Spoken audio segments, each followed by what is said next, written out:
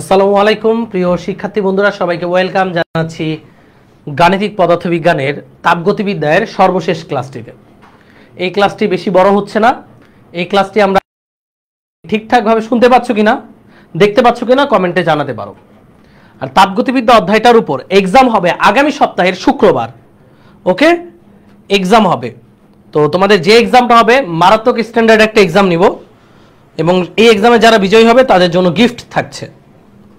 তোমাদের যে এক্সামটা হবে মারাত্মক স্ট্যান্ডার্ড একটা এবং আচ্ছা, তো যারা বিজয়ী হবে তাদের জন্য গিফট থাকছে। এখন শোনো, একটা কথা বলি, সেটা হচ্ছে যে আজকে এই মুহূর্তে তোমাদের পারভেজ ভাইয়ার মডার্ন ফিজিক্স ক্লাস নেওয়ার কথা ছিল, কিন্তু ও আসলে তোমার ওই যে জ্যামে আটকে থাকার কারণে আসতে পারতেছে না। ঢাকা শহর পুরোটাই ব্লক এখন জ্যাম দ্বারা। আমার আসতে 2 ঘন্টা লাগছে, বাইকে করে আসছি, তাও 2 ঘন্টা লাগছে। দ্যাটস ওয়াই আজকে তাপগতিবিদ্যাটা শেষ করে দিই। 10:30টার ক্লাসটা হবে না। হ্যাঁ, আমি ভাবছিলাম 10:30টায় দিব, এই যে তাপগতিবিদ্যার লাস্ট টপিকটা 10:30টায় দিব, বাট যেহেতু এখন নিয়ে নিচ্ছি 10:30 আর হচ্ছে না। ওকে ওকে, সো সবাই একটু মেনশন করে জানাও মডার্ন ফিজিক্স কালকে হবে। কালকে কালকে কালকে বিকেলে মডার্ন ফিজিক্স। আচ্ছা, ভালো কিছু গিফট দিয়ে। ওকে, অল ক্লিয়ার। তো আমরা আমাদের ক্লাসটা শুরু করি। তার আগে বলো তোমরা বিগত 6টা ক্লাস করছো কিনা। 6টা ক্লাস করলে সেই 6টা ক্লাসের কি অবস্থা? ভাইয়া আমার ম্যাথ করছি, তাহলে মিলায় দেখো। সামাউন তো মিলায় দেখো। এক্সামের কথাটা আবার একটু বলেন। আগামী সপ্তাহে শুক্রবার, সরি আগামী সপ্তাহ নেই, এই সপ্তাহে শুক্রবার মানে নেক্সট শুক্রবার তোমাদের তাপগতিবিদ্যার উপর এক্সাম হবে। সিকিউ এক্সাম না, এমসিকিউ এক্সাম। 40টা প্রশ্ন থাকবে, 40টা প্রশ্নের উপরে এক্সাম হবে। আর মডার্ন ফিজিক্স ক্লাসটা আজকে সন্ধ্যায় এখন হবার কথা ছিল, বাট ঢাকা শহরে জ্যামের কারণে আসতে পারে না, এই কারণে। আচ্ছা, প্রাণকৃষ্ণ বলেছে সব করেছি, কেমন ছিল? মানে তোমরা যে 6টা ক্লাস করেছো, আমি জানি মানে হচ্ছে একটু জড়তা ছিল শুরুতে, বাট ওভারঅল তাপগতিবিদ্যা অধ্যায়টা কেমন লাগছে একটু আমাকে জানাবা, যে ভাইয়া তাপগতিবিদ্যা অধ্যায়টা কেমন লাগছে। সামাউন তোমার কমেন্ট আমি দেখেছি, আর কমেন্ট করতে হবে না। তাপগতিবিদ্যা অধ্যায়টা আশা করি তোমাদের কাছে মানে হচ্ছে এখন আগের চেয়ে অনেক সহজ লাগবে, বা যারা এর আগে কখনো পড়া নাই তারাও যদি এখন তাপগতিবিদ্যার প্রবলেম সলভ করো অনেকটা এগিয়ে থাকবা। ওকে, তো এই হচ্ছে কথা। তো আমরা আমাদের ক্লাসটা শুরু করি। আচ্ছা, মডার্ন ফিজিক্সের পরে আমরা স্থির তৈরি শুরু করব। রেডি? তো আমাদের এই টপিকটা বাকি ছিল এনট্রপি। ওকে, সো এরপর আমরা কিছু প্রবলেম সলভ করব। রেডি? এনট্রপি মানে কি? দেখো ভাই, এটা মানে কি, এনট্রপি ব্যাখ্যা করো, এই ধরনের কোয়েশ্চেন কখনোই এক্সামে আসবে না। এনট্রপি জানতে গেলে অনেক ডিটেলসে অনেক কিছু জানা যায়, বাট আমাদের এইচএসসি অ্যাডমিশনের জন্য যেটুকু দরকার এটুকুর বাইরে তো আপাতত সময় লস করে লাভ নাই। তো এনট্রপি নিয়ে আমি জাস্ট তোমাদের একটা আইডিয়া দিব, এরপর আমরা অঙ্কে চলে যাব। এনট্রপি দেখো ভাই, অর্ডার টু ডিসঅর্ডার, একটু এটা লিখে নাও। এনট্রপি মানে হচ্ছে অর্ডার টু ডিসঅর্ডার। তো অর্ডার টু ডিসঅর্ডার মানে কি ভাইয়া? অর্ডার মানে শৃঙ্খল, আর ডিসঅর্ডার মানে বিশৃঙ্খল। প্রকৃতিতে সব কিছুই বিশৃঙ্খল হতে চায়, কেউ অর্ডার মানে সুশৃঙ্খলতা বজায় রেখে থাকতে চায় না। যেমন তুমি যদি 1 গ্লাস পানি নাও, এখন এই 1 গ্লাস পানি তোমার হাত থেকে পড়ে গেলে সেটা চূর্ণ বিচীর্ণ, পানিটা একদম সারা ফ্লোরে পড়ে যাবে, মানে বিক্ষিপ্ত হয়ে যাবে। তাহলে গ্লাসের মধ্যে অর্ডার অবস্থায় ছিল, বাট পড়ে যাওয়ার সাথে সাথে বিশৃঙ্খল অবস্থা। ঠিক একইভাবে আমরা যখন আমরা জানি কি জানি, এটা মনে করো একটা হট বডি, এটা হচ্ছে একটা হট বডি। হট মানে হচ্ছে এটা খুবই গরম, হট বডি। এখন মানে গরম বস্তু, এবং এটা মনে করো একটা ঠান্ডা বস্তু। তো আমরা যদি এদের মধ্যে লিঙ্ক আপ করে দিই, এদের মধ্যে যদি আমি লিঙ্ক আপ মানে হচ্ছে কি করবো, লিঙ্ক আপ বলতে বোঝাচ্ছি যে এদেরকে যদি স্পর্শ করাই, তাহলে আমরা জানি এই হট বডি থেকে এই যে কোল্ড বডিতে হিট ট্রান্সফার হবে, তাই না? কোল্ড বডিতে হিট বা তাপ শক্তি ট্রান্সফার হবে। হট বডি মানে হচ্ছে হট বডির মধ্যে অলরেডি যে সকল পরমাণুগুলো আছে তারা কিন্তু প্রচণ্ড শক্তি নিয়ে লাফালাফি করতেছে, তাই না? সেখান থেকে শক্তির ফ্লো হবে কোল্ড বডির দিকে। আর এই কোল্ড বডিতে যে সকল সুশৃঙ্খল পরমাণুগুলো ছিল ওরাও তাপশক্তি গ্রহণ করে উত্তপ্ত হবে এবং হট হতে থাকবে। তার মানে সুশৃঙ্খল অবস্থা থেকে বিশৃঙ্খল অবস্থায় যায়, এবং এটাই প্রকৃতির নিয়ম। ভাইয়া, প্রকৃতির নিয়ম অনুযায়ী আমরা জানি অলওয়েজ তাপশক্তি উচ্চ তাপমাত্রার বস্তু থেকে নিম্ন তাপমাত্রার বস্তুতে প্রবাহিত হয়, অর্থাৎ হট বডি থেকে কোল্ড বডিতে যায়। এটা তো প্রকৃতির নিয়ম। কেন যায়? বিশৃঙ্খলা তৈরি করার জন্য, মানে হচ্ছে সুশৃঙ্খল অবস্থাকে বিশৃঙ্খল বানানোর জন্য। আর এই বিশৃঙ্খলতার পরিমাপকেই বলা হয় এনট্রপি। ওকে, যে দেখো তোমার মনে প্রশ্ন আসে না ভাই, কেন ঠান্ডা বস্তু থেকে তাপশক্তি গরম বস্তুতে আসে না?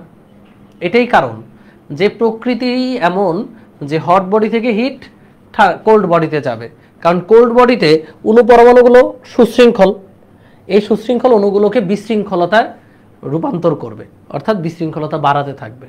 আর এই বিশৃঙ্খলতার পরিমাপকে বলা হয় এনট্রপি। এনট্রপি, ওকে। তো এনট্রপি বাড়তে বাড়তে বাড়তে বাড়তে যখন সর্বোচ্চ হবে ওই অবস্থাকে বলা হয় জগতের তাপীয় মৃত্যু। কি বলে? জগতের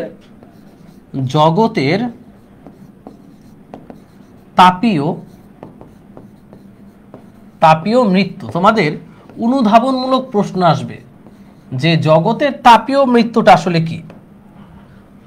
জগতের তাপীয় মৃত্যু কি? জগতের তাপীয় মৃত্যু মানে হচ্ছে যে দেখো, তোমরাই চিন্তা করো যে এই হট বডি থেকে তাপশক্তি কোল্ড বডিতে যাবে, তো এমন একটা অবস্থায় আসবে যে এটার তাপমাত্রা সমান হয়ে যাবে, তখন আর তাপশক্তি কিন্তু এই বস্তু থেকে এই বস্তুতে যাবে না।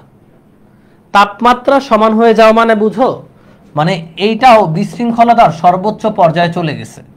বিশৃঙ্খলা মানে দুইজনের তাপমাত্রা সেম হয়ে গেছে, তার মানে দুইজনই এখন সমান পরিমাণ বিশৃঙ্খল।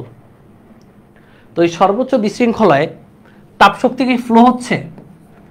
যখন এই যে কোল্ড বডিটা সর্বোচ্চ পরিমাণ বিশৃঙ্খল, সর্বোচ্চ বিশৃঙ্খল মানে ওর তাপমাত্রা সেম, তখন কি কোনো তাপশক্তি ফ্লো হবে নাকি না? ইয়েস অর নো কমেন্টে বলো। তখন কি কোনো তাপশক্তি ফ্লো হবে নাকি না? ভাইয়া, ওর থেকে মাত্র তাপশক্তি যাচ্ছে যে এই সুশৃঙ্খল বডিটাকে বিশৃঙ্খলায় রূপান্তর করছে। তো যখন এটার তাপমাত্রা সমান হয়ে যাবে, অর্থাৎ এটা বিশৃঙ্খলতার সর্বোচ্চ পর্যায়ে, তখন কি কোনো হিট ফ্লো হবে? হবে না, কারণ তাপমাত্রা সেম হলে হিট ফ্লো হয় না। এটা আমরা বাচ্চাকালীন অবস্থা থেকে শিখে আসছি। তার মানে আমরা বলতে পারি যে হিট যদি ফ্লো না হয় তাহলে আমরা বলতে পারি এটার এনট্রপি সর্বোচ্চ হয়ে গেছে। একইভাবে এই প্রকৃতি বা এই মহাবিশ্বের এনট্রপি যদি সর্বোচ্চ হয় তাহলে কোনো হিট ফ্লো হবে না, সকল কিছুর তাপমাত্রা একই হয়ে যাবে। আমার তাপমাত্রা বলো, সূর্যের তাপমাত্রা বলো, একটা গাড়ির তাপমাত্রা বলো, একটা ফ্যানের তাপমাত্রা বলো, সকল কিছুর তাপমাত্রা একই হয়ে যাবে। তখন কোনো হিট ফ্লো হবে না। হিট ফ্লো না হলে আমরা তাপ শক্তিকে অন্য কোনো শক্তিতে রূপান্তর করতে পারবো না। এই অবস্থাকে বলা হয় জগতের তাপীয় মৃত্যু। পরীক্ষায় প্রশ্ন আসবে, জগতের তাপীয় মৃত্যু বলতে কি বুঝো? হ্যাঁ, জগতের তাপীয় মৃত্যু বলতে কি বুঝো? জগতের তাপীয় মৃত্যু মানে কি বলবো? জগতের তাপীয় মৃত্যু বলতে বুঝবো যে যখন এনট্রপি সর্বোচ্চ, তখন সকল কিছু তাপমাত্রা একই হয়ে যাবে, এক বস্তু থেকে আরেক বস্তুতে কোনো তাপশক্তির ফ্লো হবে না, তাই আমরা তাপশক্তিকে কোনো প্রকার শক্তিতে রূপান্তর করতে পারবো না। এই ঘটনাকে বলা হয় জগতের তাপীয় মৃত্যু। শেষ, বুঝছো? তার আমি লিখি এনট্রপি, আমি কয়েকটা পয়েন্ট লিখি, এটা আসলে পরীক্ষা এটা লিখে দিলে হবে। এনট্রপি সর্বোচ্চ হবে 2, সকল কিছু তাপমাত্রা একই হবে। সকল কিছুর তাপমাত্রা একই হবে। নো হিট ফ্লো, মানে তাপ শক্তির কোনো প্রবাহ হবে না। নো হিট ফ্লো 4 নাম্বার হচ্ছে তাপশক্তিকে, এই যে হিট যদি ফ্লো না হয় তাহলে তাপশক্তিকে অন্য কোনো শক্তিতে রূপান্তর করা যাবে না। তাপশক্তিকে অন্য শক্তিতে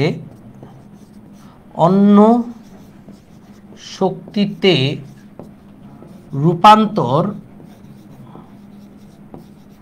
করা যাবে না। তাহলে এই যে অবস্থা, তখনকার যে অবস্থা, সেটাকে বলা হবে জগতের তাপীয় মৃত্যু। এই 4টা লাইন সুন্দর করে তুমি যদি লিখে দাও তাহলে হয়ে যাবে। ওকে, রেডি? আশা করি এই যে জগতের তাপীয় মৃত্যু এটা বুঝতে পেরেছো। এবার এই যে এনট্রপি, এই এনট্রপি আমরা পরিমাপ করব কিভাবে? ভাইয়া আমি যদি আরো সোজা ভাষায় বুঝাই এনট্রপি কি, যারা লেটে আসছে একটু শোনো। যে আমরা জানি তাপশক্তি উচ্চ তাপমাত্রা থেকে নিম্ন তাপমাত্রার বস্তুতে ফ্লো হয়। সাপোজ বরফের মধ্যে অণুগুলো খুব শক্তভাবে একে অপরের সাথে আছে, তাই না? তার মানে সুশৃঙ্খল অবস্থায় আছে। বরফে যখন আমরা তাপশক্তি দিব সেটা গলে পানি হবে। পানি হলে অণুগুলো কি দূরে সরে যাচ্ছে, মানে অণুগুলোর কাঁপাকাঁপি, লাফালাফি, অভ্যন্তরীণ শক্তি বাড়ছে। এটা মানেই বিশৃঙ্খলা বাড়ছে। অণুগুলো সুশৃঙ্খল অবস্থা থেকে বিশৃঙ্খলায় যাচ্ছে।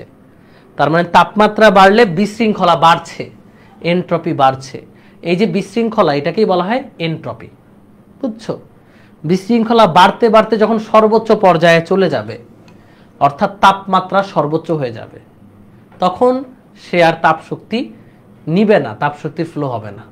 এই অবস্থাকেই বলা হয় জগতের তাপীয় মৃত্যু। এই তো। এখন এই এনট্রপি আমরা কিভাবে পরিমাপ করব এটা লিখে ফেলো।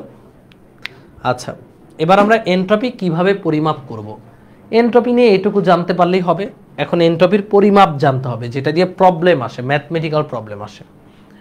সো এনট্রপির পরিমাপ, ভাইয়া এনট্রপি কখনোই এক্সাক্ট মান পরিমাপ করা যায় না।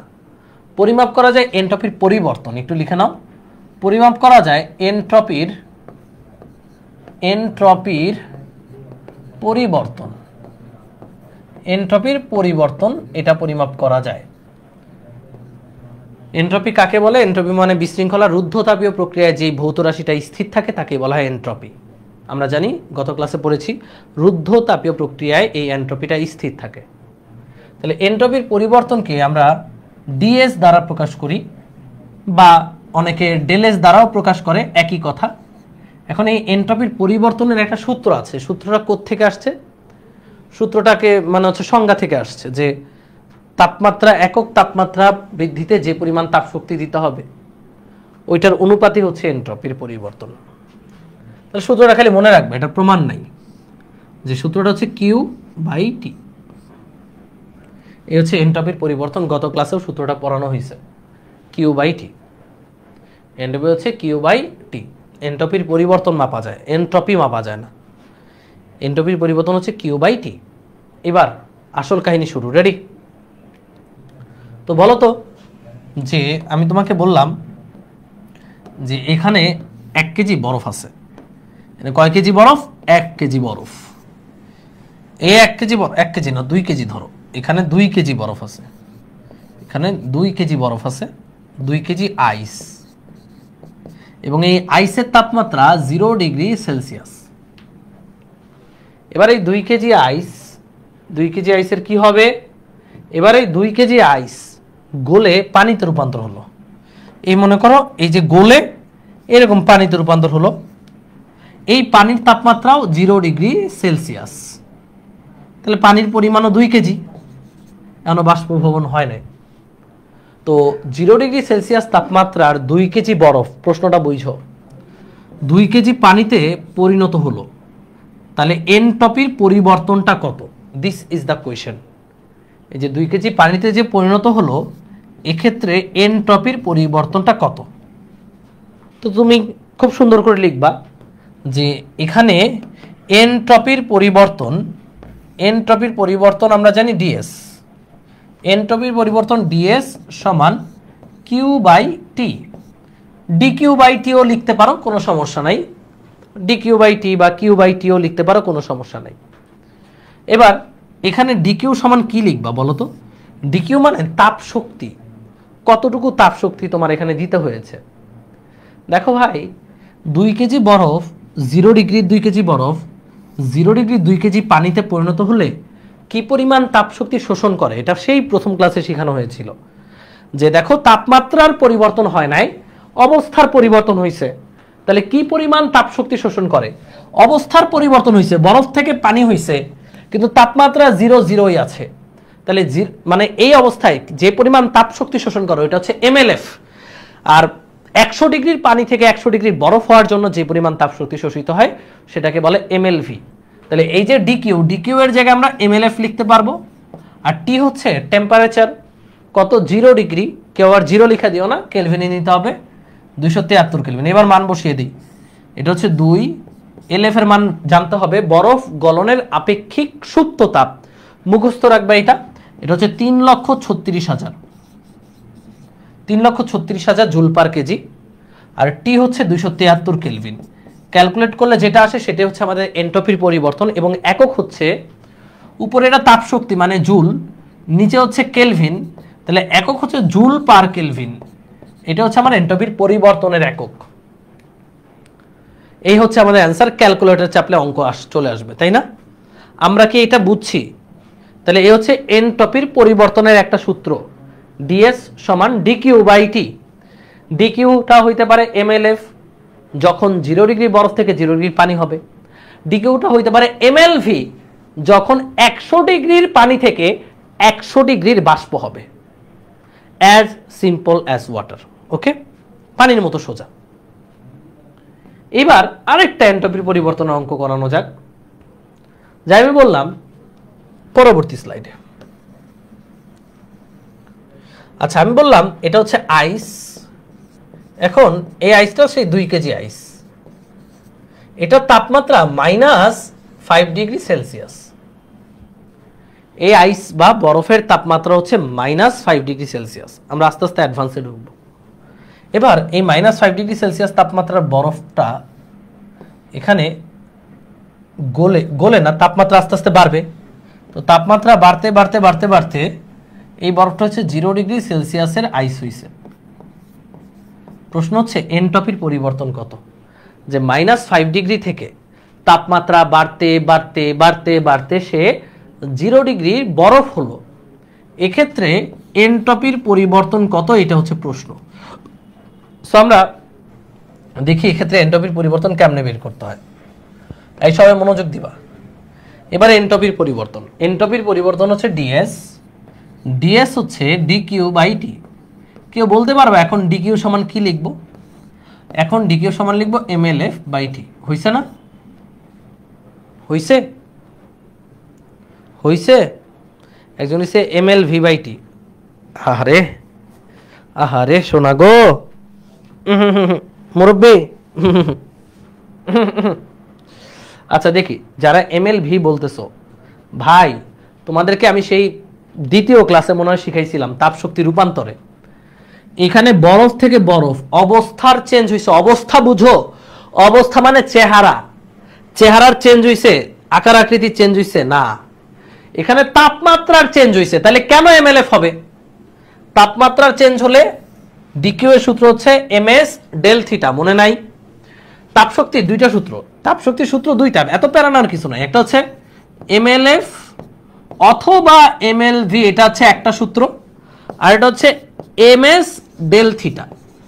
এটা কখন? এটা যখন তাপমাত্রার পরিবর্তন হয়, ডেল থিটা তাপমাত্রার পরিবর্তন হয়। আর এই দুইটা কখন? যখন অবস্থার পরিবর্তন হয়।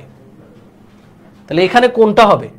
সে -5 থেকে 0 ডিগ্রি আইস হয়েছে, তাপমাত্রার চেঞ্জ হয়েছে, অবস্থার চেঞ্জ হয় নাই।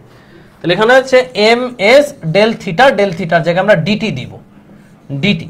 ওকে, যেহেতু নিচে টি তাই উপরে ডেল থিটার জায়গায় আমরা দিব ডিটি। ডিটি দ্বারা বোঝায় চেঞ্জ ইন টেম্পারেচার, মনে থাকবে? তাইলে এবার দেখো, এবার এখানে টেম্পারেচার কয়টা? দুইটা না? তাই এখন আমাদের এনট্রপির পরিবর্তনটা, এটা ক্ষুদ্র এনট্রপির পরিবর্তন ডিএস, কথা বুঝছো? ডিএস দ্বারা বোঝায় ক্ষুদ্র এনট্রপির পরিবর্তন, সেটা হচ্ছে এমএস ডিটি বাই টি। এবার আমার টোটাল পরিবর্তনটা লাগবে। টোটাল পরিবর্তনটা যদি হিসাব করতে চাই তাহলে ইন্টিগ্রেশন, আর এখানে আছে, এখানে লিখে দিই আগে M S d T by T integration, total পরিবর্তনটা লাগবে।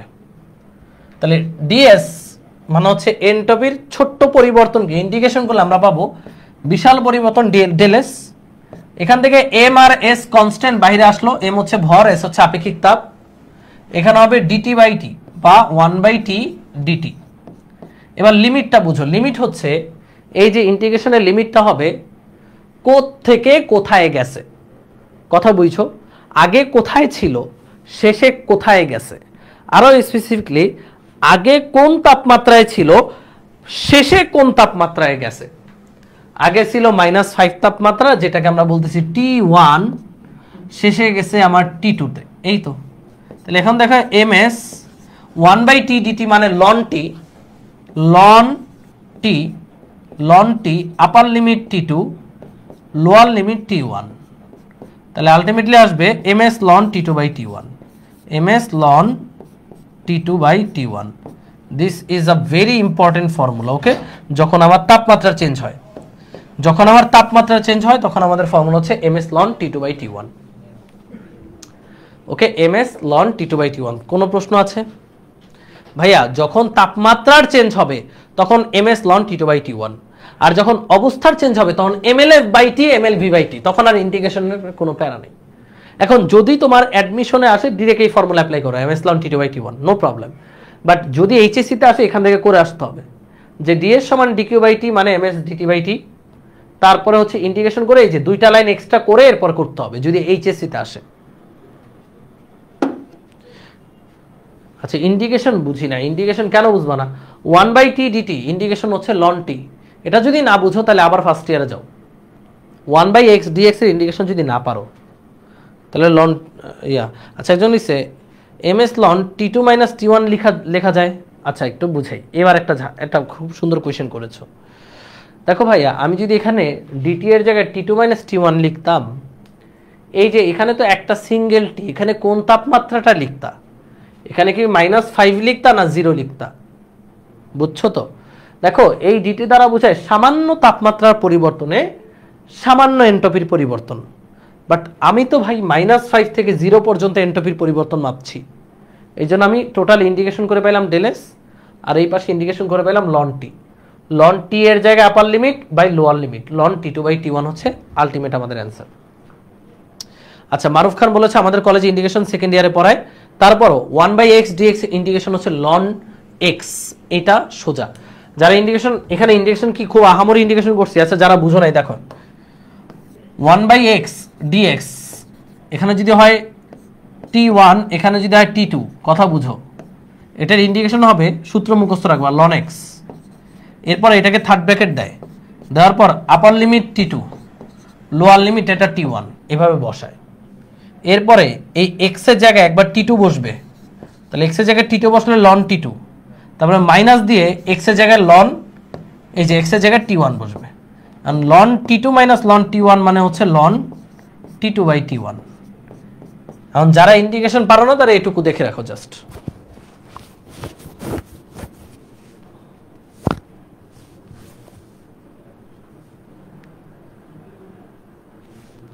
ওকে, তো আমরা যেখানে ছিলাম, যে পুরোটা আমরা রিক্যাপ করে দিচ্ছি, সমস্যা নাই। দেখো, যখন -5 ডিগ্রি সেলসিয়াস তাপমাত্রা বরফ 0 ডিগ্রি আইসে রূপান্তর হয় তখন এন্ট্রপির পরিবর্তন কত? তো আমরা লিখলাম ds সমান dq বাই টি। যেহেতু তাপমাত্রার চেঞ্জ হয়েছে তাহলে dq মানে ms dt। dt তাপমাত্রা পরিবর্তনের জন্য এন্ট্রপির পরিবর্তন ds। আমি যদি ইন্টিগ্রেশন করি এই পাশে আর এই পাশে ইন্টিগ্রেশন করি, ds মানে বোঝায় ক্ষুদ্র এন্ট্রপির পরিবর্তন, ইন্টিগ্রেশন করলে টোটাল এন্ট্রপির পরিবর্তন আসে। আর ms টা বাইরে আসলে 1/t dt, 1/t কে ইন্টিগ্রেশন করলে হয় ln t, তাহলে ln T2 by T1, ms ln T2 by T1। Okay, ready. এবার তোমাদেরকে এখানে আমরা যদি এই অঙ্কটা সলিউশন করি, এখানে এন্ট্রপির পরিবর্তন হচ্ছে ∇s সমান m মানে 2 কেজি, s মানে বরফের আপেক্ষিক তাপ যেটা 2100, ln T2 মানে final temperature. Final temperature 0 degree Celsius, অবশ্যই কেলভিনে বসাইতে হবে, অর্থাৎ 273 কেলভিন। আর আদি তাপমাত্রা -5 ডিগ্রি সেলসিয়াস, তার মানে 268 কেলভিন। এখানে যদি ক্যালকুলেট করো যেটা পাবা এত জুল পার কেলভিন হচ্ছে আমাদের অ্যান্সার। তো এখন আমরা টোটাল এনট্রপি নিয়ে একটা অঙ্ক করব, এক অঙ্কে সব ক্লিয়ার হয়ে যাবে।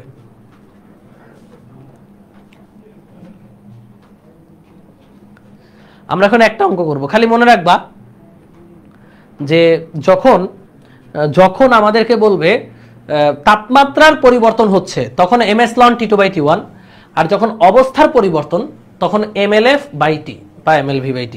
তাহলে আমাদের টোটাল সূত্র হচ্ছে দুইটা। তাপমাত্রার পরিবর্তনে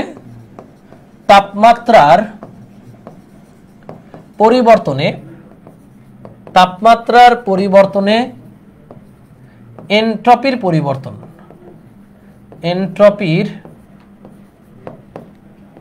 পরিবর্তন সূত্র জাস্ট দুইটা, সেটা হচ্ছে ডেল এস সমান ms লন T2/T1, আর এটা হলো অবস্থার পরিবর্তনে এনট্রপির পরিবর্তন ds হচ্ছে mLF/T অথবা mLV/T। এটা অবস্থার পরিবর্তন, এক্ষেত্রে তাপমাত্রার চেঞ্জ হয় না। যে 0 ডিগ্রির বরফ থেকে 0 ডিগ্রির পানি হইল তখন এনট্রপির পরিবর্তন, বা 100 ডিগ্রির পানি থেকে 100 ডিগ্রির বাষ্প হলো তখন mLV/T। এই তো। এবার আমরা একটা অঙ্ক করি, দেখো অঙ্কটা হচ্ছে, এটা তুলো আগে।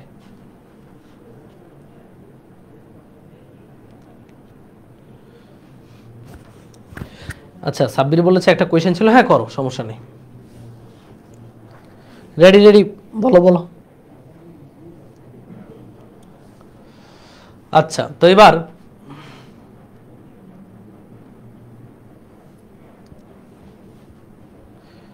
ওকে। আচ্ছা, এবার আমরা চলো একটা অঙ্ক করি। এক অঙ্কে এনট্রপির আমাদের বোর্ডে যা আছে সব শেষ, এবার অ্যাডমিশনেরটা দেখব। মানে একটা অঙ্ক আগে করি। কোয়েশ্চেন লিখো। কোয়েশ্চেনটা হচ্ছে -10 ডিগ্রি সেলসিয়াসের 2 কেজি বরফ 110 ডিগ্রি সেলসিয়াসের বাষ্পে রূপান্তর হলে এনট্রপির পরিবর্তন। বাষ্পে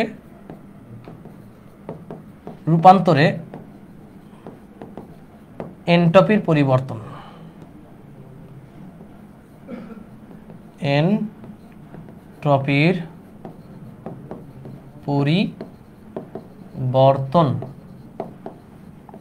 কত? এটা হচ্ছে কোয়েশ্চেনটা তোলো যে -10 ডিগ্রি সেলসিয়াস তাপমাত্রার 2 কেজি বরফ বানান ভুল করছি, 2 কেজি বরফ 110 ডিগ্রি সেলসিয়াসের বাষ্পে রূপান্তর হবে, তাতে এনট্রপির পরিবর্তন কত? এক লাইনে অঙ্কটা করব। হ্যাঁ, তোমাদের এত বড় অঙ্ক আসবে না, এই অঙ্ক থেকে একটা পার্ট আসবে খালি। দেখি অঙ্কে কতগুলো পার্ট আছে। প্রশ্ন তোলা হয়েছে, দেখো এতক্ষণ পর্যন্ত তুমি কিছু করো না বা না করো, তুমি জাস্ট মন দিয়ে দেখো, এটুকু মন দিয়ে দেখলেই হবে। আচ্ছা রেডি? তো এখন এখানে কাহিনী কি? -10 ডিগ্রি বরফ, এই যে এ হচ্ছে একটা বরফের টুকরা, কথা বুঝো, এনে স্টেটগুলো দেখো আগে। এই বরফের তাপমাত্রা হচ্ছে -10 ডিগ্রি সেলসিয়াস, এটা হচ্ছে 2 কেজি বরফ। ও কিসে রূপান্তর হবে? 110-এর বাষ্পে। ও কি ধাম করে বাষ্প হয়ে যেতে পারবে? ও কি ধুম করে বাষ্প হইতে পারবে বলো? ও কি ঠাস করে বাষ্প হয়ে যেতে পারবে? না, পারবে না। ওর প্রথমত দেখো স্টেটটা চিন্তা করো, বরফ থেকে বাষ্প হওয়ার জন্য প্রথমে 0 ডিগ্রির বরফ হইতে হয়। এগুলো 19-এ ছিল, আমি তোমাদের দ্বিতীয় ক্লাসে পড়াইছি, আবারও পড়াচ্ছি। বরফ থেকে বাষ্প হওয়ার জন্য প্রথমে 0 ডিগ্রির বরফ হইতে হয়। 0 ডিগ্রির বরফ থেকে 0 ডিগ্রির পানি হইতে হয়। বুঝছো? বরফ থেকে পানিতে যাওয়ার ক্ষেত্রে আগে 0 ডিগ্রির বরফ হতে হবে, এরপর 0 ডিগ্রির পানি হইতে হবে। এরপর তুমি যে কোনো তাপমাত্রার পানিতে নিয়ে যেতে পারবা। কারণ 0 ডিগ্রির পানি চাইলে 100 ডিগ্রির পানি পর্যন্ত হইতে পারবে, বাষ্প হইতে পারবে না শুরুতেই।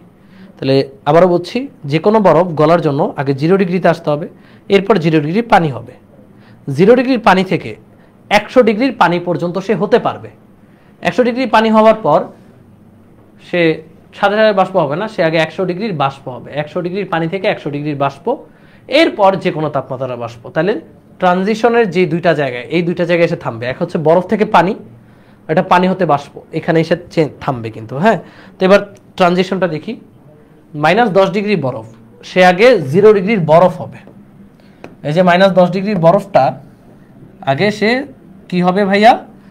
এই আগে হলো সে 0 ডিগ্রি সেলসিয়াসের বরফ, 2 কেজি বরফ। এরপরে সে 0 ডিগ্রির পানি হবে। এই যে এরপরে সে পানি হয়ে গেল। এই দেখো, এই যে গলিত পানি, এই পানিটা হচ্ছে 0 ডিগ্রি সেলসিয়াসের পানি। 0 ডিগ্রি সেলসিয়াসের পানি, এটা হচ্ছে পানি। পয়কার পা, নরেশিকার নি।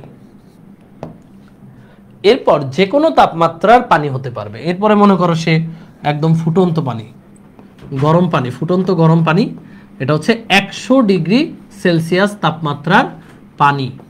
কারণ যে কোনো তাপমাত্রার পানি মানে সর্বোচ্চ 100 ডিগ্রি পানি পর্যন্ত হতে পারে। এখন এই পানি চাইলেই ধুরুম করে বাষ্প হতে পারবে না। প্রথমত 100 ডিগ্রি পানি থেকে 100 ডিগ্রির বাষ্প হইতে হবে। এই যে এখন আবার ট্রানজিশন পিরিয়ড।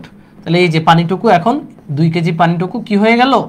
100 ডিগ্রির বাষ্প হয়ে গেল। এই হচ্ছে 100 ডিগ্রি সেলসিয়াসের, এটা হচ্ছে বাষ্প। এরপর যে কোনো তাপমাত্রার বাষ্প হতে পারবে। এরপর মনে করো এই যে আরো গরম বাষ্প, এই হচ্ছে 100 ডিগ্রি সেলসিয়াস, 110 ডিগ্রির বাষ্প। ট্রানজিশনটা বুঝছো? হচ্ছে 110 ডিগ্রি সেলসিয়াস বাষ্প। বুঝছো তো? ট্রানজিশনটা বুঝছো? কয়টা স্টেট দেখতেছো? যে এটা বুঝছো কিনা আগে সেটা কও।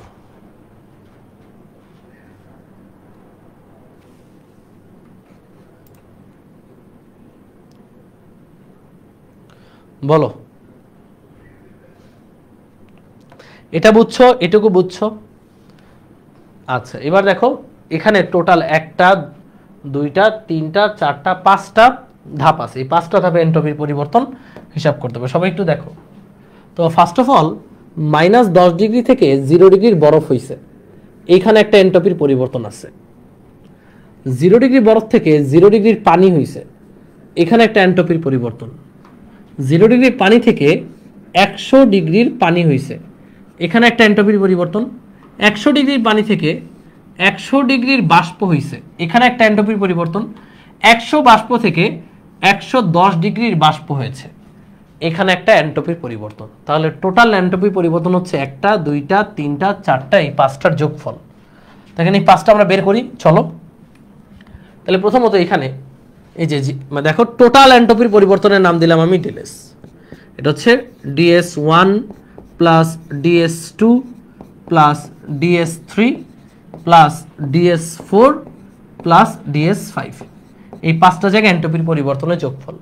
তাহলে প্রথম ক্ষেত্রে সবাই একটু খেয়াল করো। প্রথম ক্ষেত্রে -10 থেকে 0 ডিগ্রি বরফ হয়েছে, তাপমাত্রা চেঞ্জ হয়েছে না অবস্থার চেঞ্জ হয়েছে? বলো। এন্ট্রপির সূত্র দুইটা, একটা হচ্ছে mLF/T আর একটা হচ্ছে ms ln T2/T1। এই যে এই প্রথম ক্ষেত্রে তাপমাত্রার চেঞ্জ হয়েছে না অবস্থার চেঞ্জ হয়েছে? বলো, উত্তর দাও। এই যে -10 ডিগ্রি বরফ থেকে 0 ডিগ্রি বরফ যে হইল, এখানে তাপমাত্রা চেঞ্জ হয়েছে না অবস্থার চেঞ্জ হয়েছে? তাপমাত্রা। তাপমাত্রা চেঞ্জ হলে এন্ট্রপির পরিবর্তনের সূত্র হচ্ছে ms ln T2/T1। এখানে m হচ্ছে বরফ, তাই বরফের ভর, s হচ্ছে বরফ, বরফের আপেক্ষিক তাপ। এটা গেল DS1। এবার বলো DS2 কি হবে? সবাই বলো। প্লাস DS2, এই যে 0 ডিগ্রি বরফ থেকে 0 ডিগ্রি পানি হলো, এখানে কি তাপমাত্রা চেঞ্জ হয়েছে না অবস্থা? DS2 তাপমাত্রার চেঞ্জ হয়েছে না অবস্থা? অবস্থা চেঞ্জ হয়েছে। তাহলে অবস্থা চেঞ্জ হলে সূত্র হচ্ছে mLF/T, শেষ। এবার DS3 দেখো 0 ডিগ্রি পানি থেকে 100 ডিগ্রি পানি, তাহলে হচ্ছে mWSW ln T2/T1। আবারও T2 প্রাইম দিলাম এটা বাই T1 প্রাইম, যেহেতু এখানে T2 T1 একবার ইউজ করেছি। এই যে 0 ডিগ্রি পানি থেকে 100 ডিগ্রির পানিতে রূপান্তর হতে এন্ট্রপির পরিবর্তন হচ্ছে এই যে পানি হয়ে গেছে, তাহলে পানির ভর, পানির আপেক্ষিক তাপ লন ফাইনাল টেম্পারেচার বাই আদি টেম্পারেচার। এরপরে পানি থেকে আবার বাষ্প, তার মানে অবস্থার চেঞ্জ হয়েছে, তাহলে ফর্মুলা হচ্ছে M L V by T prime. এখানে টি দিছি, ওটা টি প্রাইম দিলাম। আবার দেখো বাষ্প থেকে বাষ্প, তাপমাত্রার চেঞ্জ, তাহলে আবারও M S ln T two by T one, এটা T two double prime by T one double prime দিলাম। এখন এমটা কার ভর? বাষ্পের ভর, তাহলে এম ভি দিব। আপেক্ষিক তাপটা কার? বাষ্পের, তাই এস ভি দিব। ভি দ্বারা বোঝায় ভ্যাপার। এটা কি বুঝছো ভাই? ভাই যেখানে যেখানে তাপমাত্রার চেঞ্জ ওইখানে M S ln T two by T one, যেখানে যেখানে অবস্থার চেঞ্জ সেখানে M L F by T M L V by T. এই যে খেয়াল করো, দেখো এই যে M L F by T কখন? যখন 0 ডিগ্রি বরফ থেকে 0 ডিগ্রি পানি। এই যে M L V by T কখন? যখন 100 ডিগ্রি পানি থেকে 100 ডিগ্রি বাষ্প। আর বাকি সব জায়গায় M S ln T two by T one. আচ্ছা, একজন বলছে এত বড় ক্যালকুলেশন কেন? আমি একটা অঙ্ক করাচ্ছি, একটা দিয়ে শেষ আর কি। এখন দেখো এম কত, এখানে এম হচ্ছে 2 কেজি। এস কেয়ারফুলি দেখো, এটা কি বরফের আপেক্ষিক তাপ, কিন্তু কেউ আর পানিরটা বসায় দিও না। বরফের আপেক্ষিক তাপ হচ্ছে 2100 লন টি টু মানে শেষ তাপমাত্রা, এই যে এখান থেকে -10 আর 0-র মধ্যে শেষ তাপমাত্রা হচ্ছে 0, 0 মানে 273 কেলভিন, আর -10 মানে হচ্ছে 263 kelvin, plus M L F by T. M হচ্ছে 2 কেজি, এল এফ হচ্ছে 3,36,000, 3,36,000 ডিভাইড বাই টি হচ্ছে 0 ডিগ্রি বা 273 কেলভিন, প্লাস এম হচ্ছে 2 কেজি। এবার দেখো এই যে 0 ডিগ্রি পানি থেকে 100 ডিগ্রির পানি, এখন জিনিসটা কি? পানি, তাহলে পানির আপেক্ষিক তাপ হচ্ছে 4200। এই জায়গায় পোলাপান ভুল করে, এখানে বরফ ছিল, তাহলে বরফের আপেক্ষিক তাপ 2100, এটা পানি, পানির আপেক্ষিক তাপ 4200 লন টি টু মানে ফাইনাল টেম্পারেচার, মানে 100 হচ্ছে ফাইনাল টেম্পারেচার, 100 মানে কত? 373 কেলভিন, আর 0 আদি তাপমাত্রা সেটা হচ্ছে 273 kelvin, plus M L V by T. M L V, M কত? 2 কেজি, এল ভি হচ্ছে বাষ্পীভবনের আপেক্ষিক সুপ্ত তাপ, এটার পরিমাণ হচ্ছে 22,68,000, মুখস্থ রাখবা, একক, দশক, শতক, হাজার, অযুত, লক্ষ, নিযুত। এই হচ্ছে বাষ্পীভবনের আপেক্ষিক সুপ্ত তাপ ডিভাইডেড বাই তাপমাত্রা। বাষ্পের তাপমাত্রা কত? 100 মানে 373 কেলভিন, এবং লাস্ট হচ্ছে ভর মানে 2 কেজি, এস ভি মানে বাষ্পের আপেক্ষিক তাপ 2000, বাষ্পের আপেক্ষিক তাপ 2000 জলীয় বাষ্প, লন টি টু প্রাইম মানে 110 ডিগ্রি সেলসিয়াস। 110 ডিগ্রি সেলসিয়াসকে কেলভিনে নিলে হয় 383 কেলভিন, আর টি ওয়ান হচ্ছে 100 ডিগ্রি সেলসিয়াস মানে 373 কেলভিন। এবার এই পুরোটা যদি ক্যালকুলেটরে চাপ দাও তাহলে টোটাল বিশাল একটা এন্ট্রপির পরিবর্তন জুল পার কেলভিনে চলে আসবে, এবং এটা হচ্ছে আমাদের অ্যান্সার। তোমাদের এত বড় অঙ্ক আসবে না, তোমাদের এই পুরো অঙ্ক থেকে যে কোনো একটা পার্ট আসবে, ওকে, যে কোনো একটা পার্ট আসবে, এই হচ্ছে অ্যান্সার। দেখি অ্যান্সারটা তোমরা বের করো ক্যালকুলেট করে। খালি একটু এখানে কেয়ারফুল থেকো, বরফ যখন ছিল বরফের আপেক্ষিক তাপ, পানি যখন হয়েছে পানির আপেক্ষিক তাপ, আবার এখানে বাষ্প, পানি থেকে যখন বাষ্প হয়েছে অনেকে ভুলে 273 কেলভিন বসায়, বাট ভাই পানি থেকে বাষ্প কখন হয়? 100 ডিগ্রি হলে, 100 ডিগ্রি মানে 373 কেলভিন। আচ্ছা ভাইয়া, ডেলএস কখন ইউজ করবো, ডিএস কখন ইউজ করবো, এটা কোনো ফিক্সড না, এটা কোনো ইস্যু না। ডেলএস কখন ইউজ করবা, ডিএস কখন ইউজ করবা, এটা কোনো ইস্যু না। অনেকগুলো ডিএস এর যোগফল আমি ডেলএস দিছি, তুমি চাইলে ডিএস দিতে পারো, কোনো সমস্যা নেই। ডিএসও এন্ট্রপির পরিবর্তন বোঝায়, ডেলএসও এন্ট্রপির পরিবর্তন বোঝায়, এটা কোনো ইস্যু না।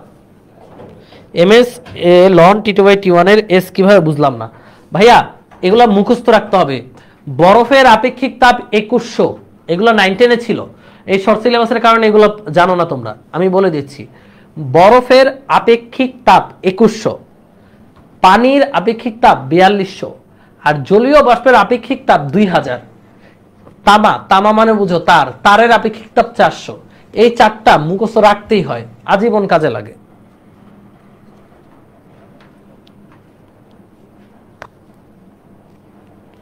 এক একজনের এক এক অ্যান্সার আসে কেন? কিরে ভাই, তোমাদেরকে করতে দিয়ে কি ভুল করলাম নাকি? এক একজনের এক একটা অ্যান্সার আসতেছে কেন?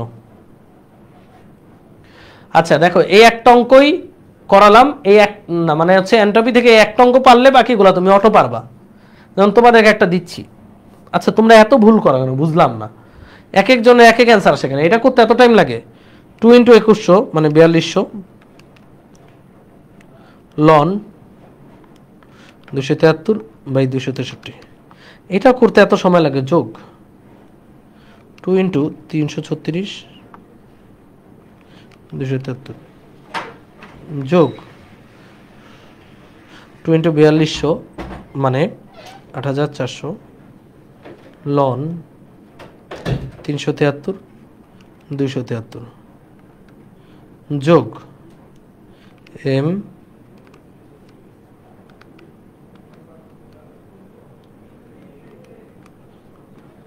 373 যোগ 2 × 2000 মানে 4000 লন 383/373 শেষ 17506। এটা আমারই করতে হলো, মানে তোমরা কি লেভেল ক্যালকুলেটরে চাপতে পারো না, এত বলো তোমরা। 17506.65 জুল পার কেলভিন, এই হচ্ছে আমাদের অ্যান্সার। ক্যালকুলেটর চাপতে পারো না তোমরা? 17506। সবাই এক এক কোম্পানির ক্যালকুলেটর ব্যবহার করে। ওকে আচ্ছা 17506 হয়। ক্যালকুলেশন ঠিকঠাকভাবে বসাও, আমারটাও এইভাবে বসাইছি, ঠিকঠাকভাবে হয়েছে। এত বড় ক্যালকুলেশন তো একটু ভুল হওয়ার চান্স থাকে। ওকে হয়েছে, ডান। এবার আমি একটা অঙ্ক দিই তোমাদেরকে, দেখি কে কে পারে। সবার আগে কে পারে, এরপর একটা স্পেশাল অঙ্ক দিব, দেখবো কে কে পারে। রেডি? কোয়েশ্চেন দেখো, এখানে কিছুটা পানি আছে। এই পানির তাপমাত্রা 20°C। এখানে 2 কেজি পানি, 2 কেজি পানি। এটাকে আমরা রূপান্তর করব 90°C 2 কেজি পানিতে। দেখো এই অবস্থান থেকে এই অবস্থান নিতে এনট্রপির পরিবর্তন কত বের করো তাড়াতাড়ি, 2 লাইনের অঙ্ক। এখানে এনট্রপির পরিবর্তনটা কত? ডিএস দাও, ডেলএস দাও, কোনো সমস্যা নেই। যে 20°C তাপমাত্রার 2 কেজি পানি থেকে, মানে পানিকে 90°C তাপমাত্রার 2 কেজি পানিতে রূপান্তর করতে এনট্রপির পরিবর্তন কত? এখানে এনট্রপির পরিবর্তন কত? তাহলে এখানে কি ভাইয়া, এখানে কি অবস্থার চেঞ্জ হয়েছে?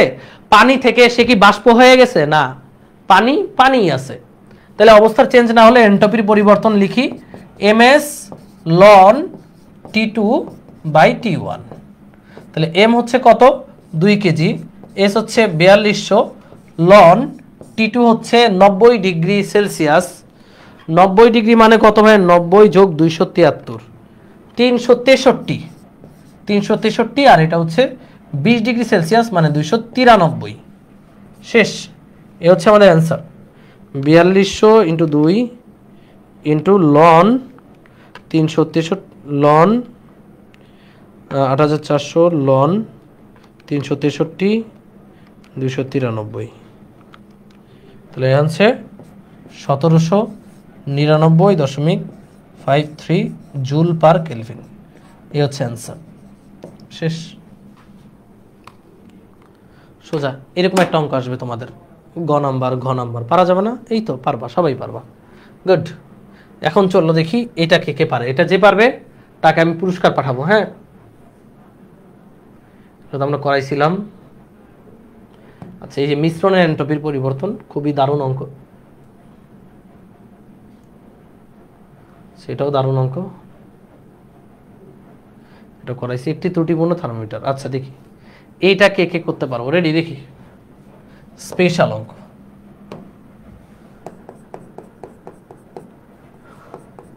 স্পেশাল করি, দেখি। সময় নাও, 1 মিনিট তোলো, দেখি কে কে পারো। একটি ত্রুটিপূর্ণ থার্মোমিটারে বাষ্পবিন্দু ও বরফ বিন্দু 98 এবং 2.3°C। ওকে, 1.1 মোল দ্বিপরমাণু গ্যাসের তাপমাত্রা উক্ত থার্মোমিটারের হিসেবে 28 থেকে 52 করা হলো। প্রক্রিয়াটি সমচাপীয় হলে এনট্রপির পরিবর্তন কত?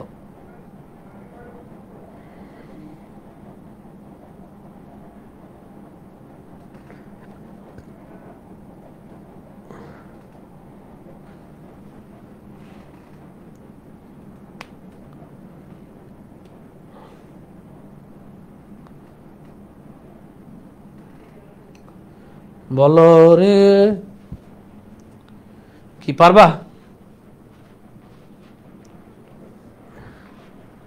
আমার ম্যাথ 2.57, এটা অ্যান্সার দেখি, এটা তোমাদেরকে মনে হয় দিছিলাম। 2.57,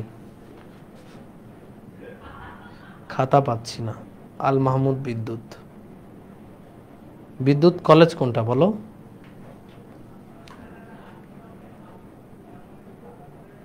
বিদ্যুৎ তোমার কলেজ কোনটা?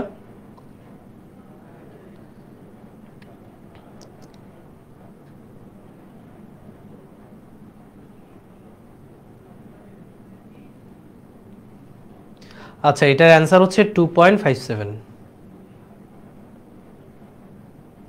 বই রিডিং পড়বা, আর বইটা রিডিং পড়বা, অবশ্যই বই রিডিং পড়বা, আর বইয়ের ম্যাথ প্রবলেম করো, ম্যাথ প্র্যাকটিস করবা বেশি বেশি। আচ্ছা, গভর্নমেন্ট সেন্ট্রাল কলেজ, হ্যাঁ বিদ্যুৎ হয়েছে। এটা হচ্ছে 2.57 জুল পার কেলভিন। খুবই সুন্দর একটা অঙ্ক। তো প্রথমত দেখো এখানে কি বলছে, একটা ত্রুটিপূর্ণ থার্মোমিটার বাষ্পবিন্দু আর বরফ বিন্দু, মানে থার্মোমিটারটা ত্রুটিপূর্ণ। তো ওই ত্রুটিপূর্ণ থার্মোমিটারের হাইয়েস্ট পয়েন্ট এবং লোয়েস্ট পয়েন্ট দুইটা দিয়ে দিছে। বলছে 1.1 মোল দ্বি পরমাণু গ্যাসের তাপমাত্রা উক্ত থার্মোমিটারের হিসেবে 28 থেকে 52 করা হলো। মানে ওই গ্যাসের তাপমাত্রা আসলে কত থেকে কত করাইছো এটা তুমি আসলে জানো না, তুমি সেটা ত্রুটিপূর্ণ থার্মোমিটার দিয়ে জানো যে গ্যাসের তাপমাত্রা ওই ত্রুটিপূর্ণ থার্মোমিটার দিয়ে 28 থেকে, মানে ওই ত্রুটিপূর্ণ থার্মোমিটারের মাপ অনুযায়ী 28 থেকে 52 করা হলো। তাহলে এক্সাক্ট কত থেকে কত করা হলো সেটাকে বের করি। মানে এক্সাক্ট ওই থার্মোমিটারের 28 বলতে এক্সাক্ট কত, হ্যাঁ, তাহলে সেটাকে বের করি। সেটা কেমনে বের করবো? আমরা জানি তাপমাত্রা মাইনাস নিম্ন স্থির বিন্দু ডিভাইডেড বাই ঊর্ধ্ব স্থির বিন্দু, ঊর্ধ্ব স্থির বিন্দু মাইনাস নিম্ন স্থির বিন্দু। এই অনুপাতটা সকল থার্মোমিটারের জন্য কনস্ট্যান্ট থাকবে, ত্রুটিপূর্ণ ত্রুটিযুক্ত হোক সেটা যেই হোক, সবার জন্য কনস্ট্যান্ট। তাহলে এবার দেখি আমরা যে এখানে বোঝো একটা গ্যাসের তাপমাত্রা তুমি ত্রুটিপূর্ণ দিয়ে, মানে 98 এবং 2.3 এরকম একটা থার্মোমিটার দিয়ে, মনে করো তোমার হাতে একটা থার্মোমিটার আছে, আমি ভেঙে ভেঙে বুঝে, এই মনে করো তোমার হাতে একটা থার্মোমিটার, এটা ভালো না মন্দ ত্রুটিপূর্ণ থার্মোমিটার, এটার হাইয়েস্ট টেম্পারেচার 98 ডিগ্রি সেলসিয়াস এবং লো হচ্ছে 2.3 ডিগ্রি সেলসিয়াস। তাহলে ডেফিনেটলি এটা ত্রুটিপূর্ণ। এটা দিয়ে তুমি একটা গ্যাসের তাপমাত্রা মাপলা, ওই গ্যাসের তাপমাত্রা মাইপা দেখলা ওই গ্যাসের তাপমাত্রা 28 থেকে 52 হয়েছে। এটা কি? এটা ত্রুটিপূর্ণর মাপ অনুযায়ী, যে ত্রুটিপূর্ণ দিয়ে মেপেছ, ফার্স্টে পাইছে 28, পরে পাইছে 52। তাহলে এই যে তাপমাত্রা, এটা কিন্তু ওই গ্যাসের সঠিক চেঞ্জ না। 28 থেকে 52 হয়েছে, এই তাপমাত্রার চেঞ্জটা কি সঠিক? সঠিক না, ভুল। তাহলে সঠিকটা কত? এটা ভুলটা দেওয়া আছে, সঠিকটা বের করব। মানে 28 থেকে 52 গেছে ত্রুটিপূর্ণের হিসাব অনুযায়ী, তাহলে সঠিকটা অনুযায়ী কত সেটা আমরা বের করব। যে ত্রুটিপূর্ণের 28 মানে সঠিকে কত, যে দেখি চলো। বা দেখো আমরা জানি যে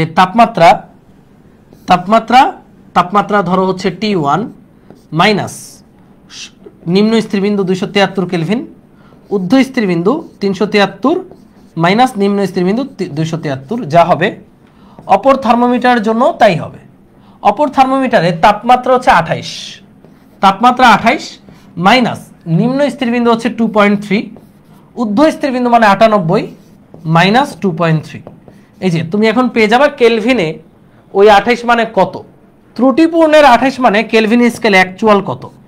তাহলে সেটা আমরা এখান থেকে হিসাব করে বের করে ফেলতে পারবো। এটা হবে 28 মাইনাস 2.3, উপরে হচ্ছে 28 মাইনাস 2.3, আর নিচে হচ্ছে 98 মাইনাস 2.3। এটার সাথে গুণ হবে 100, যোগ হবে 273। তাহলে আমরা দেখতে পাচ্ছি এটা হচ্ছে 299.854 কেলভিন। কথা কি বুঝছো? ত্রুটিপূর্ণের 28 মানে হচ্ছে ত্রুটিপূর্ণের হিসাবে 28 ডিগ্রি সেলসিয়াস মানে অ্যাকচুয়াল ক্যালভিনে হচ্ছে এটা। তো একইভাবে ত্রুটিপূর্ণের হিসেবে 52 মানে কত? 52কে আমরা 52 মানে ধরে নিচ্ছি আমরা সঠিকটা হচ্ছে T2, তাহলে একই সূত্র যে T2 মাইনাস নিম্ন স্থির বিন্দু 273, এটা সঠিক। ঊর্ধ্ব স্থির বিন্দু মাইনাস নিম্ন স্থির বিন্দু, এটা সঠিকের জন্য লিখলাম, সমান হচ্ছে ত্রুটিপূর্ণ। ত্রুটিপূর্ণতে কত? 52, তাহলে 52 মাইনাস নিম্ন স্থির বিন্দু হচ্ছে 2.3, ঊর্ধ্ব স্থির বিন্দু মাইনাস নিম্ন স্থির বিন্দু।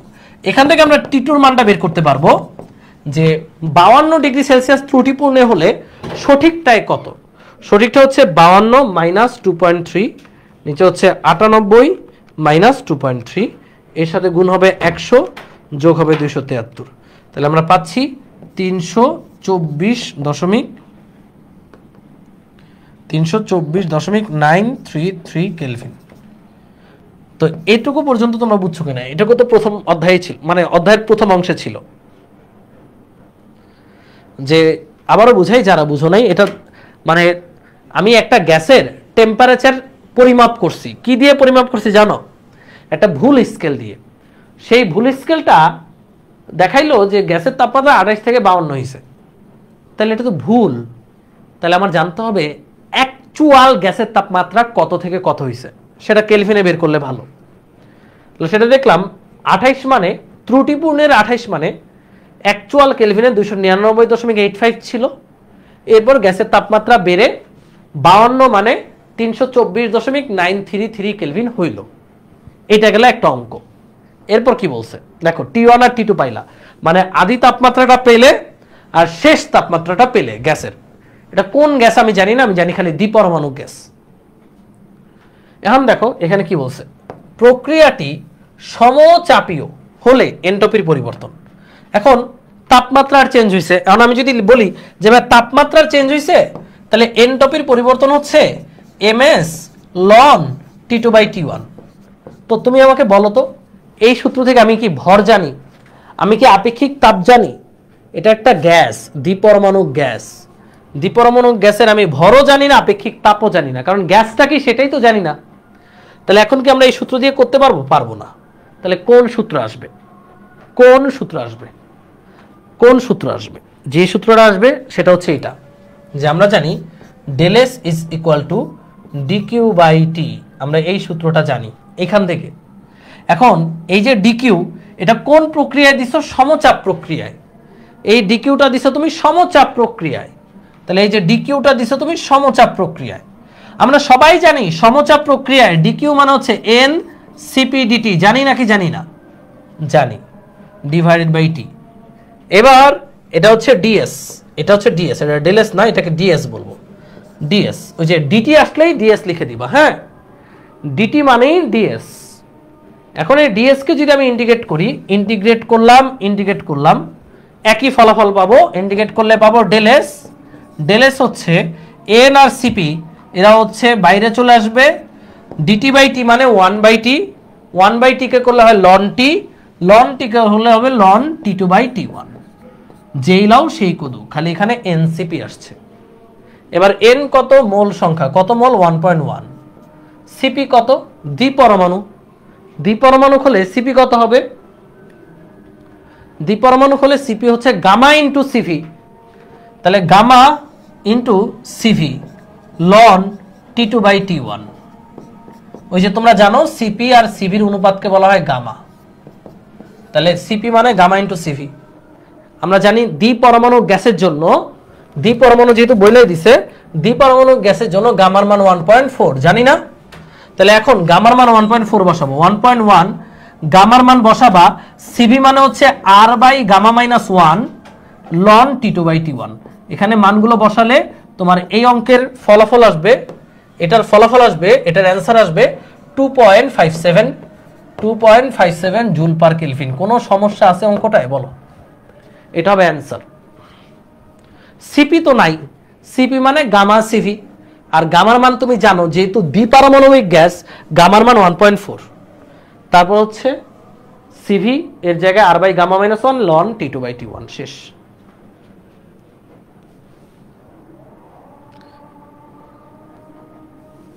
পারবো আমরা? দেখো আবারও বুঝাই। ds মানে dq/t, and dq কোন প্রক্রিয়া? সমচাপ। সমচাপ প্রক্রিয়ায় dq মানে n cp dt।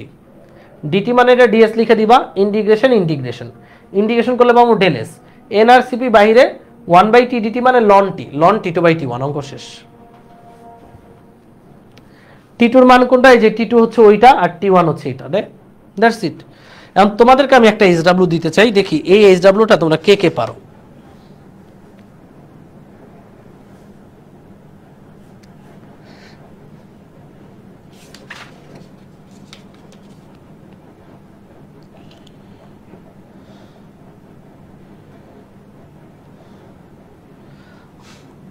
আচ্ছা, তো এই গেল হচ্ছে আমাদের এই অঙ্কটা। এরপরে দেখো, এটা তোমরা পারবা রেফ্রিজারেটরের, দেখি চলো রেফ্রিজারেটর, এগুলো হচ্ছে স্পেশাল অঙ্ক ছিল। এটা দেখি, এটা তোমরা করেছো, এটা স্লাইডটা দিয়ে দিয়েছিলাম, দেখি এটা কে কে পারো, এটা মানে এটা করেছো কিনা এটা। আচ্ছা ভাইয়া সামাউন বুধ বলে, তাহলে সামাউন তো বস।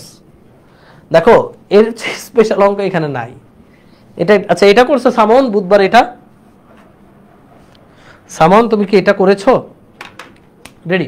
একটি 8.6 কার্য সম্পাদন সহগ বিশিষ্ট রেফ্রিজারেটর কক্ষ তাপমাত্রায় প্রতি চক্রে 1480 জুল তাপ বর্জন করে। রেফ্রিজারেটরের শীতল কক্ষে স্থির আয়তনে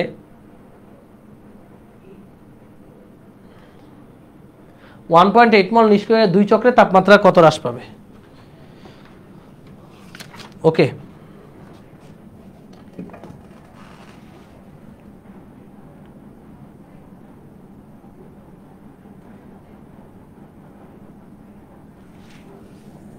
পারবা এটা?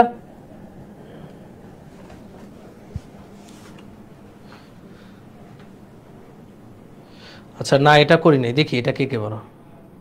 রেডি, দেখি এটা দেখো, একটি 8.6 কার্য সম্পাদন সহগ, তাহলে এটা হচ্ছে কে এর মান, রেফ্রিজারেটরের কে এর মান, কক্ষ তাপমাত্রায় প্রতি চক্রে 1480 জুল তাপ বর্জন করে। পরিবেশে বর্জিত তাপকে আমরা কি দ্বারা প্রকাশ করেছিলাম? Q1 না Q2? বলো বলো, Q1 না Q2? আমরা এটাকে Q2 দ্বারা প্রকাশ করেছিলাম। আমাদের মনে আছে কি, আমি থিওরিটা তোমাদেরকে দেখিয়েছিলাম যে এইভাবে, যেটা হচ্ছে শীতল প্রকোষ্ঠ, এটা হচ্ছে বাইর আউটসাইড, শীতল থেকে Q1 পরিমাণ তাপ শোষণ করে এখানে Q2 পরিমাণ তাপ বর্জন করা হয়, তাই না? তাহলে যেটা বর্জিত তাপ এটা হচ্ছে 1480, তাহলে বুঝতে হবে এটা কিন্তু Q2 দেওয়া, Q2 হচ্ছে 1480 জুল। তো বলছে রেফ্রিজারেটরের শীতল কক্ষে স্থির আয়তন, এটা ইম্পর্টেন্ট, স্থির আয়তনে 1.8 মোল নিষ্ক্রিয় গ্যাস রাখা হলে 2 চক্রে তাপমাত্রা কত হ্রাস পাবে? আচ্ছা 2 চক্রে তাপমাত্রা হ্রাস চেয়েছে। আচ্ছা আমরা জানি কি, আমরা জানি K সমান Q1/W, জানি না? K এর মান বা K এর মান হচ্ছে 8.6, Q1টা জানি না বাই W, সুতরাং Q1 এর মান কত হবে? 8.6W, সমীকরণ নাম্বার আমি দিলাম 1। আবার আমরা জানি Q1 plus W is equal to Q2, জানি না? এটা কি তোমরা জানো নাকি? না জানলে বলো। সুতরাং এই দুইটা সমীকরণ সমাধান করে আমরা কি এই যে Q1 এর মানটা বের করতে পারি? W এর মান হচ্ছে, সুতরাং W এর মান হচ্ছে Q2 মাইনাস Q1, সমীকরণ দিলাম 2 নং থেকে W এর মান 1 নং এ বসাই, 2 নং থেকে W এর মান 1 নং এ বসাই। কথা বুঝো, দেখো 2 চক্রের রেফ্রিজারেটরের তাপমাত্রা কত হ্রাস পাবে সেটা জানার জন্য শীতল প্রকোষ্ঠ থেকে কত তাপ শক্তি শোষণ করছে সেটা জানতে হবে। এই যে এই Q1টা জানতে হবে। তুমি যদি, এটা তো শীতল প্রকোষ্ঠ, কথা বুঝো, এটা তো শীতল প্রকোষ্ঠ, তো এখান থেকে কত তাপ শক্তি বের হইছে এটাই যদি তুমি না জানো, তাহলে এখানে তাপমাত্রা কত কমছে সেটা জানবা কেমনে? তাহলে আমরা কি Q1টা বের করব। সো দুইটা সমীকরণ থেকে W এর মানটা এখানে বসাই, 2 নং হতে মান 1 এ বসাই, কত হবে? Q1 সমান 8.6 Q2 মাইনাস 8 পয়েন্ট, আচ্ছা তোমরা তো আবার বুঝবা না এটা, Q2 মাইনাস Q1, এবার বা Q1 is equal to 8.6 Q2 minus 8.6 Q1, এটাকে এই পাশে নিয়ে আসলে 9.6 Q1 সমান 8.6 Q2 মান দিয়ে দিছে 1480। সুতরাং Q1 এর মানটা কত বলো, মানে শীতল প্রকোষ্ঠ থেকে শোষিত তাপ কত? 8.6 ইন্টু 1480 ডিভাইডেড 9.6, 1325.83 জুল। এই পর্যন্ত কোনো সমস্যা আছে বলো? এই পর্যন্ত কারো কোনো সমস্যা থাকলে বলো, কমেন্টে বলো। দেখো আমাদেরকে বলেছে যে দুই চক্রের তাপমাত্রা কত হ্রাস পাবে, তাপমাত্রা হ্রাস পায় কোথায়? শীতল প্রকোষ্ঠে, তাই না? তাহলে আমার শীতল প্রকোষ্ঠ থেকে কেন তাপমাত্রা হ্রাস পায়? কারণ শীতল প্রকোষ্ঠ থেকে তাপশক্তি বের হয় কত পরিমাণ? Q1 পরিমাণ। তাহলে এই তাপশক্তির পরিমাণটা আমরা আগে বের করতে চাচ্ছি। তাহলে Q2 দিয়ে দিছে, কে দিয়ে দিছে, সমাধান করে আমরা Q1 এর মান বের করলাম যে শীতল প্রকোষ্ঠ থেকে প্রতি চক্রে এই পরিমাণ তাপশক্তি বের হয়।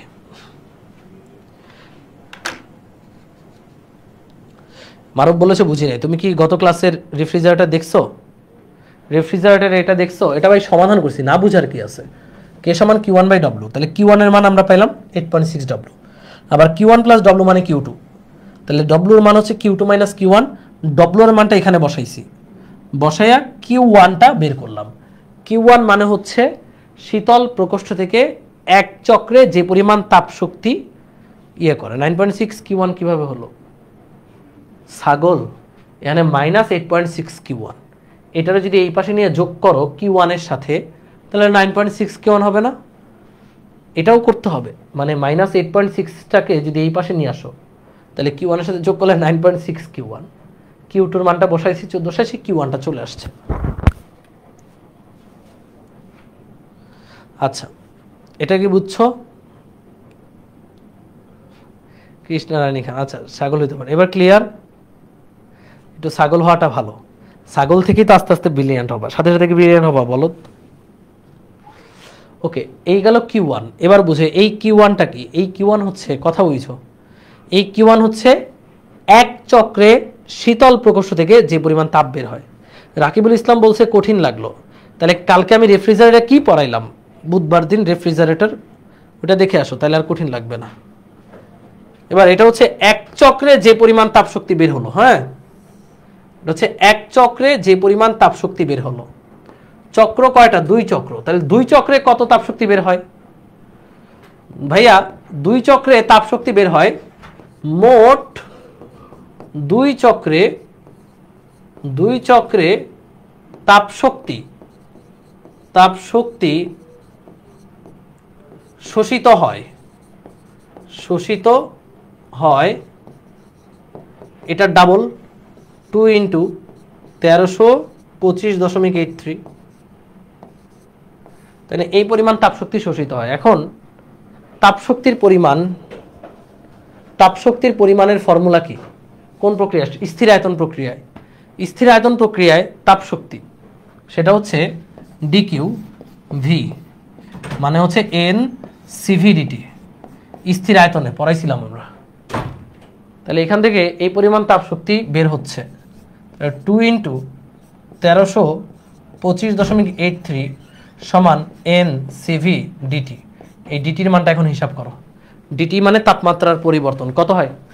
তাপমাত্রা পরিবর্তন, এটা কিন্তু স্থির আয়তনে n cv/dt, স্থির আয়তনে dq মানে du মানে n cv/dt, তাহলে ডিটির মানটা বের করো। ডিটি মানে যে পরিমাণ তাপমাত্রা হ্রাস পাবে, তাহলে 2 ইন্টু 1325.83 এর সাথে ভাগ হয়ে যাবে n মানে হচ্ছে 1.8 মোল, ভাগ হয়ে যাবে সিভি কত? এটা কি কয় পরমাণু গ্যাস? নিষ্ক্রিয় গ্যাস মানে হচ্ছে সিভি হচ্ছে r বাই গামা মাইনাস 1, আর হচ্ছে 8.314। নিষ্ক্রিয় গ্যাস মানে এক পারমাণবিক 1.67 মাইনাস 1। তাহলে আমাদের তাপমাত্রা পরিবর্তন হবে ডিটি হবে হচ্ছে 118.7871 কেলভিন। এ হচ্ছে তাপমাত্রার পরিবর্তন 118.71 কেলভিন। আবার বোঝাই সিভি কেমনে পাইছি, এই যে সিভি আলাদা করে করলাম না।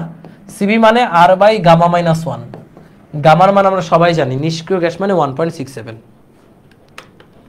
ওকে, বুঝছো?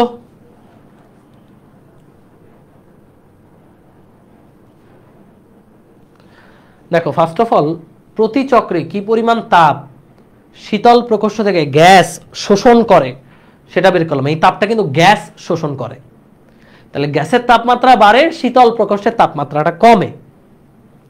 তো এইটা যদি এক চক্রে শোষণ করে তাহলে দুই চক্রে কতটুকু শোষণ করবে? ডাবল। আর এটা কোন অবস্থায়? স্থির আয়তনে। স্থির আয়তনে শোষিত তাপ সমান এন সিভিডিটি, সেখান থেকে ডিটির মানটা বের করলাম। এই তো সুন্দর অঙ্ক। সো এরই মাধ্যমে শেষ হলো আমাদের তাপগতিবিদ্যা এই অধ্যায়টা। এখন এটার উপর এমসিকিউ মাস্টার ক্লাসটা তোমরা পেয়ে যাবে এই উইকেই, আমি শুট করব। তো তোমাদের তাপগতিবিদ্যা থেকে এমন কিছু নাই যে তোমাদের এমন কিছু নাই যেটা আমি পড়াইনি। হ্যাঁ, এখানে অ্যাডভান্স অনেক কিছুই পড়ানো হয়েছে, তোমরা তাপগতিবিদ্যায় তেমন একটা অ্যাডভান্স নাইও। এখন আমরা তোমাদেরকে 4টা সিকিউ দিব, আমি 4টা সিকিউর ছবি তুলে দিব, এই 4টা সিকিউ বাসায় সলভ করবা, তাহলে পুরো অধ্যায় শেষ। এই তো, সবাই ভালো থাকো, আল্লাহ হাফেজ। আর শোনো, হ্যাঁ, অ্যানাউন্সমেন্টটা হচ্ছে এটাই যে তোমাদের আধুনিক পদার্থবিজ্ঞানের সূচনা নেক্সট শুরু হবে, পারভেজ শুরু করবে, ইনশাল্লাহ ভালো কিছু হবে। That's it.